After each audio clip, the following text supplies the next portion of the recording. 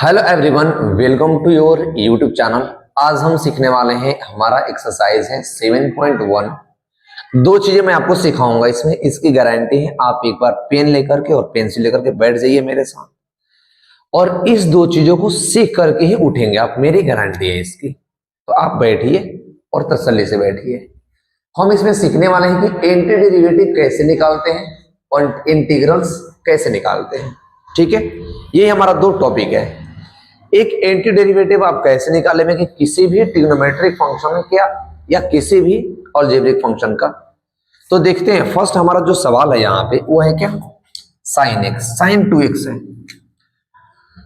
तो sign 2x का हमें एंटी डेरिवेटिव निकालना है। तो एंटी डेरिवेटिव का मतलब क्या होता है, पहले एक दो क्वेश्चन को आप देखिएगा, जिससे आपको पहले जब क्वेश्चन आप देखिएगा तो आपको थोड़ा सा अजीब टाइप का लगेगा, अजीब तरीके का फीलिंग होगी कि ये कैसे हो गया वैसे हो गया, बट जब एक दो बार क्वेश्चन कर लेंगे तो समझ में आ जाएगी। जैसे पहले तो हम इसे ऐसे लिखेंगे इस फॉर्मेट में, और लिखेंगे साइन 2x और मल्टीप्लाई में dx, एंटी डेरिवेटिव निकालने से पहले। अब देखिए, जब हम इसका इंटीग्रेशन निकालेंगे तो फर्स्ट हम निकाल रहे हैं इसका इंटीग्रेशन। जब इंटीग्रेशन निकालेंगे तो साइन का जो इंटीग्रेशन होता है वो डायरेक्ट होता है क्या, cos x, सॉरी माइनस का होता है cos 2x होएगा इसका, क्योंकि एंगल इसका 2x था तो यहाँ पर एंगल 2x होएगा, और प्लस का हो जाएगा क्या, c। अब इस वाले जो टर्म था इसका इंटीग्रेशन निकल कर आ गया हमारे पास ये, बट हमें क्या निकालना था, एंटी डेरिवेटिव। अब एंटी डेरिवेटिव का मतलब वो होता है, अब एक चीज देखो यहाँ पे, सॉरी मैंने मल्टीप्लीकेशन जो इसका एंगल 2x था उसको बेस में नहीं लिखा, तो बेस में हम लिख देंगे। अब इस चीज को हमें एक बार डिफरेंशिएशन करना है। क्या करना है, डिफरेंशिएशन करना है, डिफरेंशिएशन, डिफरेंशिएशन करना है। और डिफरेंशिएशन करने के बाद जब हमारे पास ये वाला टर्म आ जाएगा, जो हमने पहले वाला टर्म लिया था, तो हम समझ जाएंगे कि एंटी डेरिवेटिव है। अब देखिए कैसे करेंगे हम इसको, तो हम इसे लेंगे d माइनस का cos 2x अपॉन में 2 और प्लस का c। अब देखिए इन सब का हम अलग अलग करके निकालेंगे। जैसे मैं एक बात करूं तो मैं 1/2 को बाहर कर दूंगा, तो 1/2 को मैंने बाहर किया और माइनस का साथ लगा लिया साइन।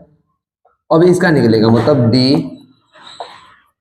cos 2x अपॉन में dx। जब आप डिफरेंशिएशन निकाल रहे थे तो आपको पता था cos के साथ अगर एंगल x होता था तो एंगल x नीचे आ जाएगा, बट अगर 2x हो, 3x हो, 4x हो तो इसका भी डिफरेंशिएशन निकलता है। यानी 2x है तो 2x का डिफरेंशिएशन निकलेगा, और प्लस का कांस्टेंट टर्म का भी डिफरेंशिएशन निकलेगा यहाँ पे। ठीक है, और बात है हम आगे, ये माइनस का 1/2 था तो माइनस का 1/2 रहेगा। cos का जो डिफरेंशिएशन होता है वो होता है माइनस का साइन और 2x इनटू, जब हम 2x का डिफरेंशिएशन निकालेंगे तो 2x का डिफरेंशिएशन हो जाएगा 2, और प्लस में जो कांस्टेंट है, कांस्टेंट का डेरिवेटिव 0 होता है। देखिए 2 से 2 खत्म, माइनस और माइनस प्लस, तो क्या आया 2x। तो एक चीज मैंने आपको पहले भी बताई थी कि जब हम एंटी डेरिवेटिव निकालते हैं तो एक बार हम उसका इंटीग्रेशन करेंगे, इंटीग्रेशन करने के बाद हम उसका डिफरेंशिएशन करेंगे, और जब डिफरेंशिएशन करने के बाद जो पार्ट का इंटीग्रेशन करना था, इंटीग्रेशन वाला पार्ट आ जाता है हमारा, तो हमारा एंटी डेरिवेटिव सही है। तो ये हमारा इसका एंटी डेरिवेटिव हुआ। आगे क्वेश्चन पे चलते हैं, समझ में आएगा, एक बार पेशेंस रखिए आप। इसे सेकंड को देखते हैं हम। इंटीग्रेशन के साइन के साथ इसको लिखिए cos 3x और लिखिए dx। cos का जो इंटीग्रेशन होता है डायरेक्ट वो होता है sin x, और 3x एंगल था तो 3x ले लिया प्लस का c। जो 3x एंगल यहां पर था अब ये आ जाएगा नीचे में 3 और प्लस का c, तो ये हमारा इंटीग्रेशन हो गया। मतलब cos 3x का जो इंटीग्रेशन हुआ sin 3x अपॉन में 3 और प्लस का c हुआ। यहां तक आपको समझने की जरूरत है ये बात को। आगे हमें तो एंटी डेरिवेटिव चाहिए। अब एंटी डेरिवेटिव के लिए मैंने क्या बताया था कि जो भी टर्म है इसका डिफरेंशिएशन निकालो, मतलब कि d sin 3x अपॉन में dx। अब ये 1/3 को मैं बाहर कर दूंगा यहाँ पे, क्योंकि कांस्टेंट टर्म है ये, और प्लस इसका भी डेरिवेटिव, मतलब dc अपॉन में dx का भी डेरिवेटिव। तब ये क्या होएगा, ये हो जाएगा 1/3 इंटू साइन का डेरिवेटिव क्या होता है cos x, तो cos 3x इंटू एक चीज यहां देखिए कि जिस तरह मैंने यहां पर 2x का डेरिवेटिव निकाला था तो 2 आया था, उसी तरह 3x का निकालेंगे तो 3 आएगा, और प्लस में कांस्टेंट का डेरिवेटिव 0 हो जाएगा। 3 से 3 का, तो मतलब 3 से 3 को खत्म कर दिया, बचा क्या cos 3x। cos 3x, तो क्या cos 3x, देखो तो हमारे पास जो ऊपर आया था फंक्शन में, क्या हमने वही फंक्शन लेकर आएंगे कि नहीं आगे। तो इस तरह से हम एंटी डेरिवेटिव निकालते हैं। आई होप समझ में आ गया होगा, नहीं भी आया है और क्वेश्चन करते हैं, समझ में आएगा, पक्का आएगा। क्वेश्चन नंबर 3 देखिए, क्वेश्चन नंबर 3 है a की पावर 2x। हमें क्या करना है, हमें इसका एंटी डेरिवेटिव निकालना है। तो एंटी डेरिवेटिव निकालिए, पहले आप इंटीग्रेशन का साइन लगाइए और a की पावर 2x इंटू dx लिखिए, लिख दिया मैंने। अब क्या होगा d, नहीं, एक्सपोनेंशियल का चाहे आप इंटीग्रेशन निकाल लीजिए चाहे डिफरेंशिएशन निकाल लीजिए, दोनों सेम होता है। तो एक्सपोनेंशियल का जो इंटीग्रेशन होगा वो e की पावर 2x ही रहेगा, और प्लस का हो जाएगा क्या c। एंगल 2x है तो इसका एंगल जो 2 है वो नीचे आ जाएगा और प्लस का c होगा। ये हमारा इसका इंटीग्रेशन हुआ, इसका इंटीग्रेशन हुआ। हमें निकालना है एंटी डेरिवेटिव, मतलब इसका डिफरेंशिएशन निकालना पड़ेगा हमें। तो लेंगे क्या d a की पावर 2x अपॉन में 2 प्लस का d c अपॉन में dx। ये 2 था तो मैंने इसको कॉमन कर लिया, तो यहां पर हो गया 1/2 d। अब इसका निकालिए e की पावर 2x अपॉन में dx प्लस का। अब देखो एक चीज देखो, हम डिफरेंशिएशन निकाल रहे हैं तो e का पावर क्या है 2x है, मतलब x के अलावा अगर कोई भी डिफरेंट टर्म हो, 2x हो 3x हो 4x हो, तो उसका भी डिफरेंशिएशन निकलेगा, मतलब d 2x अपॉन में dx हो जाएगा प्लस dc अपॉन में dx 1/2 e की पावर। एक्सपोनेंशियल का डेरिवेटिव वही रहेगा, मतलब 2x मल्टीप्लाई 2x का 2 और प्लस का कांस्टेंट का 0। तो 2 से 2 खत्म, ये क्या हुआ e की पावर 2x आ गया हमारे पास। तो इस तरह से इस एक्सपोनेंशियल का भी हम डेरिवेटिव या एंटी डेरिवेटिव इस तरह से निकालेंगे। क्या आपको ये बात यहां तक समझ में आ गई कि हम एंटी डेरिवेटिव कैसे निकालते हैं और कैसे निकालेंगे हम एंटी डेरिवेटिव। क्वेश्चन नंबर 3 तक हो गया, चलते हैं क्वेश्चन नंबर हम 4 पे। देखिए क्वेश्चन नंबर 4 पे एंटी डेरिवेटिव आपको निकालना है। उसमें है क्या ax प्लस बी का होल स्क्वायर, इसका एंटी डेरिवेटिव चाहिए। तो हमें पहले इंटीग्रेशन के साइन के साथ इसे लिखेंगे हम स्क्वायर इंटू में क्या है dx। अब मैंने आपको एक चीज बताई थी, फॉर्मूला शायद आप याद हो करे होंगे, तो याद है नहीं है तो अब देख लीजिए। अगर इंटीग्रेशन में हमारे पास रहे इस तरह से x की पावर n और इसको हमें निकालना है dx, तो क्या होएगा x की पावर n प्लस 1, जो पावर होता है पावर में एक ऐड हो जाता है और वही नीचे में भी एक में ऐड हो जाता है और प्लस का c होता है। इसका मतलब कि जो पावर है x की पावर अगर 1 है तो 1 में एक और ऐड हो जाएगा और नीचे सेम वैल्यू आएगी। अगर यहाँ पर 2 होता तो 2 में एक और ऐड होता और नीचे 2 में प्लस एक और होता तो वो वैल्यू आ जाती, बट वहां नहीं है। तो हम इसमें वही वाला चीज क्या करने हैं वाले अप्लाई करने वाले हैं। तो ये ऐसे होएगा इंटीग्रेशन। अब इसको लीजिए ax प्लस बी, देखिए पावर क्या है 2 है, तो 2 प्लस का 1 अपॉन में 2 प्लस का 1 और प्लस का c, ये होएगा। तो यहां पर क्या आएगा ax प्लस बी की पावर 2 प्लस 1 3 अपॉन में 3। अब एक और चीज देखना है आपको, क्या कांस्टेंट के साथ, यहाँ पर वेरिएबल के साथ कांस्टेंट में क्या है a है ना, तो a नीचे आ जाएगा और प्लस का लग जाएगा c। तो ये आपका क्या हुआ इंटीग्रेशन हुआ, क्या हुआ इंटीग्रेशन हुआ। ये हमारा इंटीग्रेशन हुआ, डिफरेंशिएशन नहीं हुआ।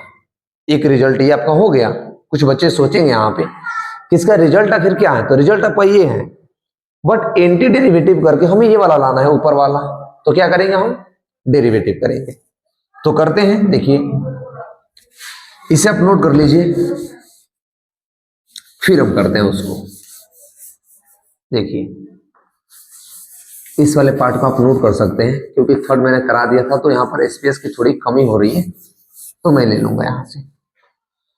अब इसको हमें डिफरेंशिएशन करना है, इस वाले पार्ट को, तो कर लेंगे। देखिए लेंगे डी, अच्छा ये 1/3 ए जो होगा वो कांस्टेंट, ये 1/3 कांस्टेंट हो तो बाहर कर दिया मैंने। अब इसका डिफरेंशिएशन ए एक्स प्लस बी की पावर 3/डी एक्स प्लस इसका भी dc/डी एक्स, ये हो गया। अब आगे बढ़िए। अब इसमें देखिए 1/3 तो कांस्टेंट रहा, ठीक है। इसका डेरिवेटिव क्या होगा, तो x की पावर n का, देखो x की पावर n का जब डेरिवेटिव करते हैं तो ये होता है कि n पहले और x के पावर में से n माइनस हो जाता है 1। मतलब जितना पावर रहेगा डिफरेंशिएशन के केस में, जितना पावर रहेगा वो पावर नीचे बेस में आएगा, और उसकी जो पावर होगी पावर में से एक कम हो जाएगा। तो यहाँ पर क्या होएगा कि पावर यहाँ पर 3 है, तो 3 कहां पर आएगा, बेस में, और 3 में से एक पावर कम हो जाएगा। इसका मतलब ये ऐसे रहेगा कि 3ax प्लस बी की पावर 3 में से एक माइनस, और ax का जब डिफरेंशिएशन करेंगे तो a होएगा, और ये कांस्टेंट रहा तो इसका तो 0 हो गया। ये बात पड़ी। आगे बढ़िए, 1/3a, 3 रहा तो मल्टीप्लाई में हो जाएगा कितना, 3, और ये a हो गया, तो क्या बचा, ax प्लस बी की पावर 2, और ये तो 0 ही रहा। 3a से 3a खत्म। अब 1 का जब मल्टीप्लाई कीजिएगा तो क्या बचेगा, यही बात बच जाएगा, x प्लस बी की पावर 2। तो हमने जो पावर निकाला था यहां से, देखो ऊपर हमने जो टर्म निकाली थी, क्या यही टर्म थी हमारे पास, थी, आगे टर्म हमारे पास। तो इसी तरह से हम इंटीग्रेशन करेंगे, और इंटीग्रेशन करके उसका एंटी डेरिवेटिव निकाल सकते हैं। आई होप क्वेश्चन यहां तक चीजें समझ में आ गई होगी। करते हैं क्वेश्चन नंबर 5।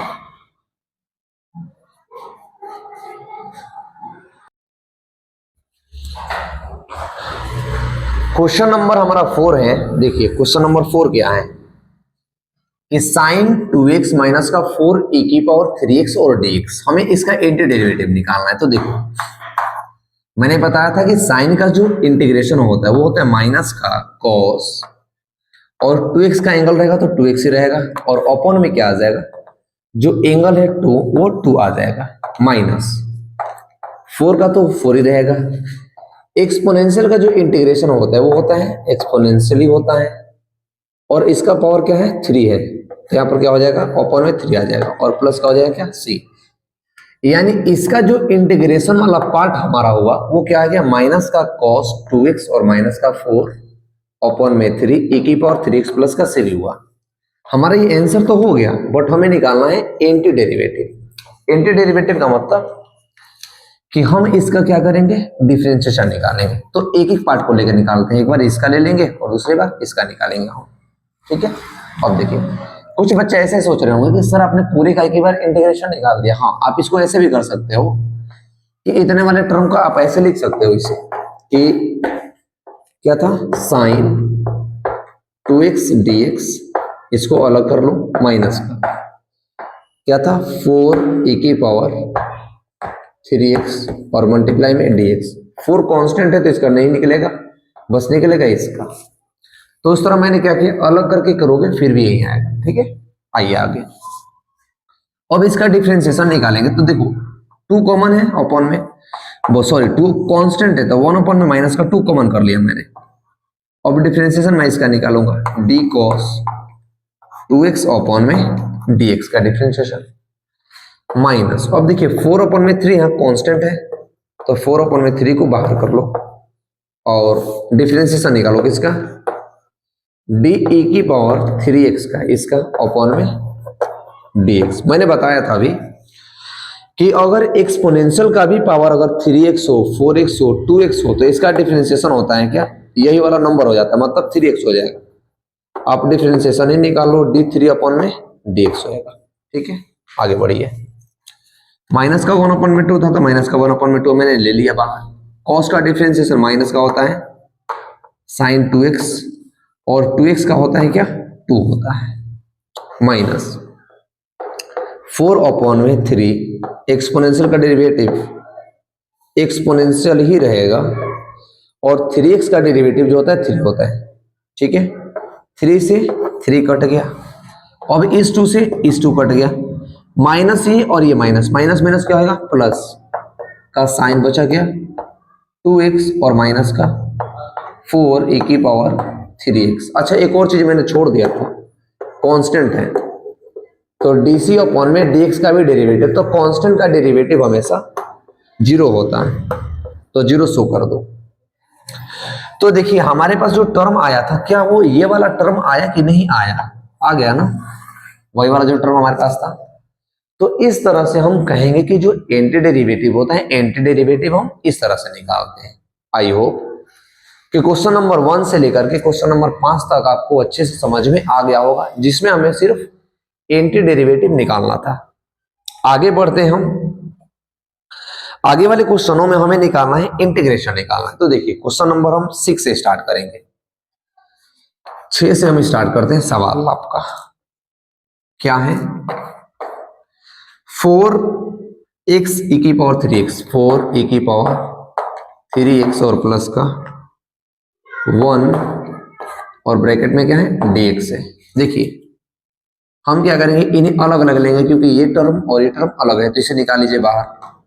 तो 4e⁻3x इंटू dx, प्लस का साइन है तो 1 इंटू dx अलग लेंगे, और 4 कांस्टेंट है तो 4 को बाहर ले लेंगे। इसका डेरिवेटिव, इसका इंटीग्रेशन e⁻3x इंटू dx और प्लस 1 मल्टीप्लाई में dx, 4 का रहेगा 4 इंटू इसका इंटीग्रेशन e⁻3x, और 3x का हो जाएगा क्या 3, तो यहां पर नहीं रहेगा, ये कहाँ आएगा, नीचे आ जाएगा, प्लस 1 का जो इंटीग्रेशन होता है वो होता है x, और कांस्टेंट में c रहेगा। ठीक है, तो इस तरह से हम निकालेंगे। अब थोड़ा सा इसको सेपरेट कर लीजिए, तो 4/3 e⁻3x और प्लस का x और प्लस का c आएगा। ठीक है, तो इस तरह से हम इंटीग्रेशन निकालते हैं, मतलब इंटीग्रेट करते हैं। आई होप समझ आ गए होंगे आप। 7 क्वेश्चन देखिए आप, बहुत ही आसान सा सवाल है, इजी सा सवाल है। क्वेश्चन नंबर 7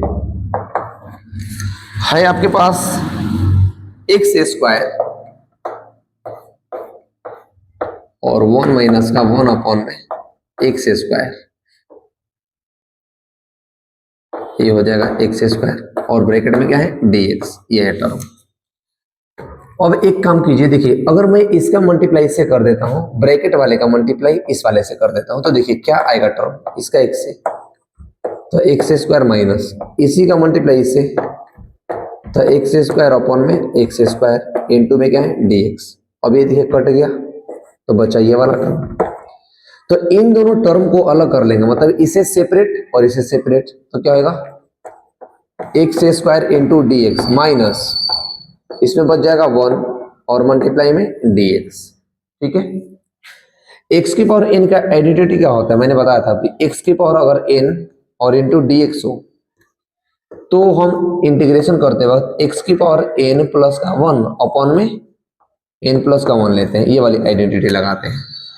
तो देखो x की पावर 2 है, तो क्या होगा जब इंटीग्रेशन कर देंगे, तो x की पावर 2 प्लस 1 में 2 प्लस का 1 और प्लस का सॉरी माइनस होएगा 1 का x और प्लस का कांस्टेंट, तो इसको x की पावर 2 प्लस 1 3 और 2 प्लस 1 3 माइनस का x और प्लस का c। तो इस तरह से हम क्या करेंगे, क्वेश्चन नंबर 7 का सॉल्यूशन करेंगे। क्या आपको यहां तक चीजें समझ में आई कि नहीं आई, कमेंट सेक्शन में कमेंट करना। क्वेश्चन नंबर 8 देखिए आप, 8 क्या है क्वेश्चन? क्वेश्चन नंबर 8 हमारा है, देखिए बहुत ही प्यारा सवाल है, हलवा है एकदम।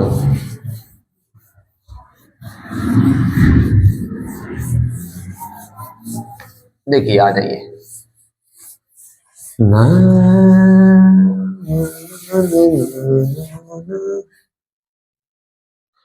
क्वेश्चन नंबर 8 है आपका, इंटीग्रेशन है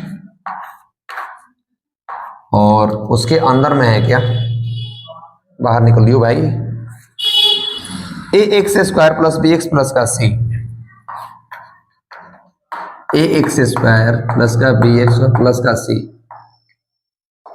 इसका निकालना है डीएक्स में। देखिए मैंने क्या बताया था आपको कि जब भी आपके पास इस तरह का टर्म आए, जब एक के अलग अलग टर्म आपके पास प्लस के साथ हो माइनस के साथ हो, तो हम उसे सेपरेट इंटीग्रेशन करते हैं, मतलब सेपरेट इंटीग्रेट करेंगे, यानी इसे अलग करेंगे, मतलब a x square d x को अलग करेंगे plus B x d x को अलग करेंगे प्लस सी को क्या करेंगे, अलग करेंगे, सी इंटू डी एक्स करेंगे। ठीक है, ये करेंगे। अब आइए, ए कांस्टेंट है तो ए को बाहर ले लीजिए, इसका integration x square into D x का इंटीग्रेशन होएगा और प्लस इसमें भी b कॉमन है, मतलब b कांस्टेंट है तो x का इंटीग्रेशन होएगा, तो x मल्टीप्लाई में dx प्लस का, इसमें c कांस्टेंट है तो बाहर होएगा, तो बचेगा 1 इंटू dx का इंटीग्रेशन। ठीक है, एक्स स्क्वायर का इंटीग्रेशन मैंने अभी बताया था कि x की पावर 2 प्लस का 1 अपॉन में 2 प्लस का 1 होता है, प्लस b बाहर रहा, इसका इंटीग्रेशन x के पावर, यहाँ पर पावर 1 है तो 1 प्लस 1 अपॉन में 1 प्लस का 1 लिख देंगे, प्लस c बाहर, ये x हो जाएगा और प्लस का c कांस्टेंट। आगे बढ़ जाइए, तो ए एक्स की पावर 2 प्लस 1 कितना होगा, 3 अपॉन में 3 plus B x square upon में 2 और प्लस का सी एक्स प्लस का सी, ये हो जाएगा हमारा इंटीग्रेशन क्वेश्चन नंबर 9 का, सॉरी 8 का। क्वेश्चन नंबर 8 हमारा इस तरह से इंटीग्रेट होएगा। ठीक है, आगे बढ़ते हैं, क्वेश्चन नंबर 9 को हम देखते हैं। क्वेश्चन नंबर 9 देखिए है क्वेश्चन आपका 9, ये 2 e की power 2x square plus e की पावर 2x और है dx। ठीक, मैंने कहा था कि अगर इस तरह का टर्म आए तो हमें इसे अलग अलग इंटीग्रेशन करने की जरूरत होती है, मतलब क्या, 2x स्क्वायर इंटू dx और प्लस इसका e की power 2x into dx, x है 2x नहीं है x है। तब आगे बढ़िए, और एक चीज क्या देख रहा है हमें इसमें, हमें ये दिख रहा है कि 2 कॉमन है, मतलब कांस्टेंट है, तो 2 बाहर आएगा, इंटीग्रेशन होगा एक्स स्क्वायर इंटू dx का प्लस e की पावर x और मल्टीप्लाई होगा क्या dx। एक्स स्क्वायर का इंटीग्रेशन क्या हो जाएगा, 2x की पावर 2 प्लस का 1 अपॉन में 2 प्लस का 1 प्लस एक्सपोनेंशियल का इंटीग्रेशन एक्सपोनेंशियल होता है और प्लस का c, तो क्या आ जाएगा, इसको ऐसे लिख सकते हैं क्या, 2x के पावर 2 प्लस 1 मतलब 3 अपॉन में 3 और प्लस का e की पावर x प्लस का कांस्टेंट, तो ये टर्म आ जाएगा हमारा। तो जो क्वेश्चन नंबर 9 हुआ, क्वेश्चन नंबर 9 का जो इंटीग्रेशन का पार्ट है, सबसे पहले उसे हम सेपरेट करेंगे, सेपरेट करने के बाद उसकी पावर को लगा देंगे, इंटीग्रेट कर देंगे। क्या आपको बातें यहां तक समझ आई हमारी कि नहीं आई, कमेंट सेक्शन में जरूर कमेंट करना। क्वेश्चन नंबर देखते हैं हम 10, लास्ट क्वेश्चन, कि क्वेश्चन नंबर 10 क्या है। देखिए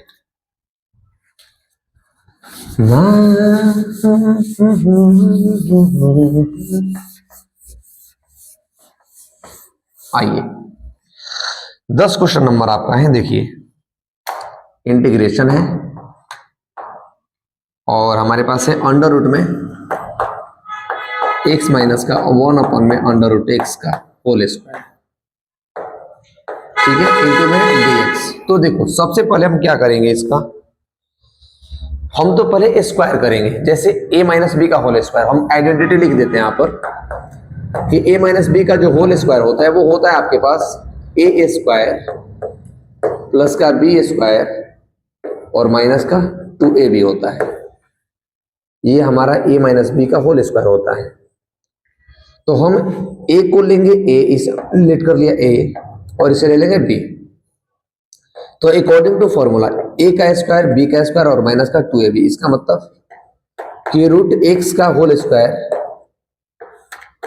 और प्लस 1 अपॉन में अंडर रूट x का होल स्क्वायर माइनस का 2 मल्टीप्लाई में अंडर रूट x और मल्टीप्लाई 1 अपॉन में अंडर रूट x और पूरे का dx।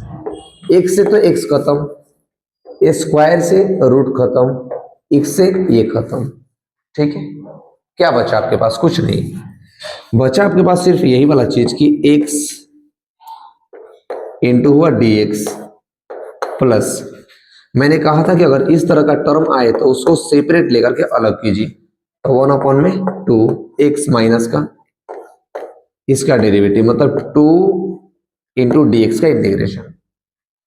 इसका इंटीग्रेशन क्या होगा, x के पावर, देखो इसमें पावर 1 है तो 1 प्लस का 1 अपॉन में 1 प्लस का 1 होएगा, इसका x के पावर n का लगेगा प्लस 1 अपॉन में x का जो इंटीग्रेशन होता है वो होता है log x और माइनस 2 तो कांस्टेंट रहा, तो इसके बीच में बचा क्या, 1 इंटू dx। ठीक है, x के पावर 1 प्लस 1 मतलब x का स्क्वायर अपॉन में 2 और प्लस का log x और माइनस का 2 और इसका x और प्लस का c। देखो क्या आपको ये बातें समझ आई कि हमने x की पावर पहले क्या किया, हमने इस फॉर्मेट को पहले स्क्वायर के फॉर्मेट में ब्रेक किया, ब्रेक करने के बाद स्क्वायर से रूट को खत्म किया, स्क्वायर से रूट को खत्म किया, माइनस का 2ab से तो रूट ये ऊपर और रूट ये नीचे खत्म हो गया, बचा x के पावर 1 अपॉन में x माइनस 2 और dx। कुछ बच्चे ये कहेंगे कि 1 अपॉन में x, इसका भी पावर तो 1 ही है, तो 1 अपॉन में x का जो इंटीग्रेशन होता है वो डायरेक्ट होता है log x, तो मैंने डायरेक्ट log x लगा दिया। आई होप कि क्वेश्चन नंबर 1 से 10 तक आपको समझ में आ गया होगा। मिलते हैं अगले वीडियो में आगे के क्वेश्चन के साथ, तब तक के लिए वीडियो को लाइक करें, अपने दोस्तों के साथ इसे भेज दें ताकि वो भी इस चीज को देख पाए और जान पाए।